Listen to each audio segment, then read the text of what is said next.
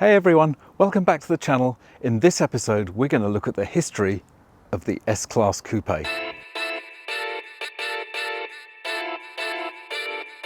So if you're new to the channel, thanks for stopping by. I really hope you enjoy it.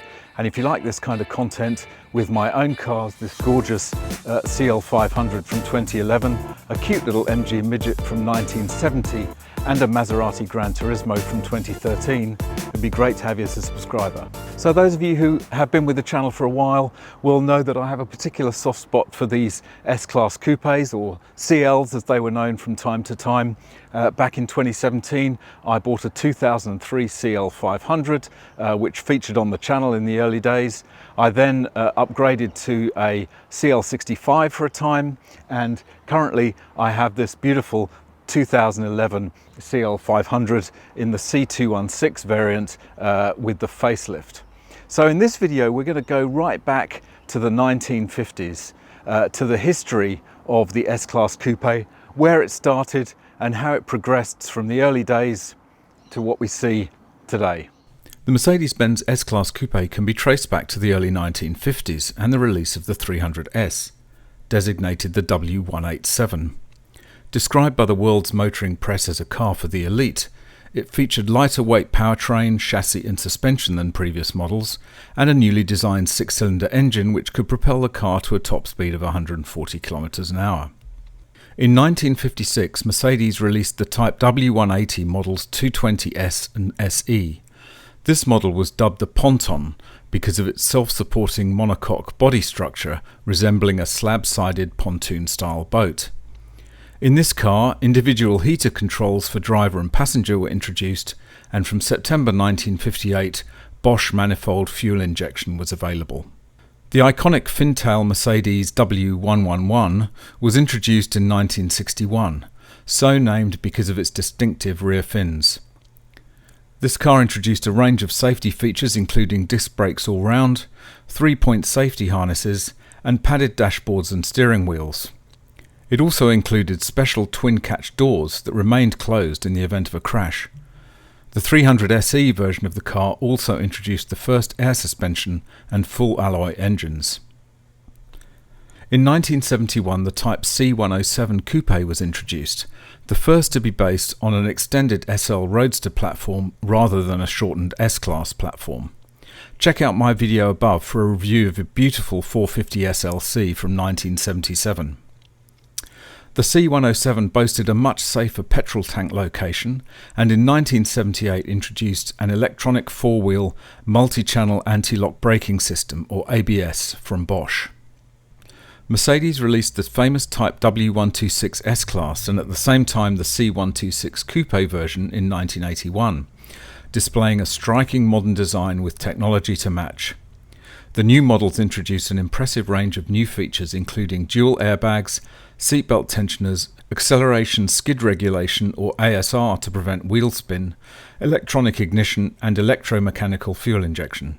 I believe this model represents the first of the real modern Mercedes S-Class Coupes. In 1991, Mercedes introduced the Type C140 S-Class Coupe.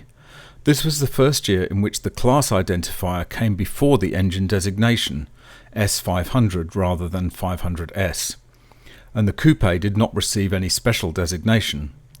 The C140 brought with it the first V12 models and a number of other firsts, including a 5-speed automatic with torque converter lockup, brake assist system, xenon headlamps, side airbags, adaptive damping and speed-sensitive steering. In particular, it also introduced the Electronic Stability Program, or ESP, which works by detecting any loss of control and intervening to apply brake pressure to individual wheels, whilst also reducing throttle inputs to help maintain control of the car. In the areas of comfort and convenience, the C140 also included double glazed windows and soft closing doors and boot lid. Towards the end of its life in 1996, this series received the first use of the designation CL, which would continue for nearly 20 years. In 1999, the Type C215 CL class was revealed, displaying an incredibly beautiful and curvaceous design by Bruno Sacco. I happen to own a lovely example of this car, a CL500 from 2003, earlier in this channel's history, so check out the playlist linked at the top right for some in-depth videos on this amazing car. Apart from looking stunning on the road, the C215 introduced the famous active body control suspension, which used a computer linked to active dampers and numerous acceleration sensors to keep the car level through corners.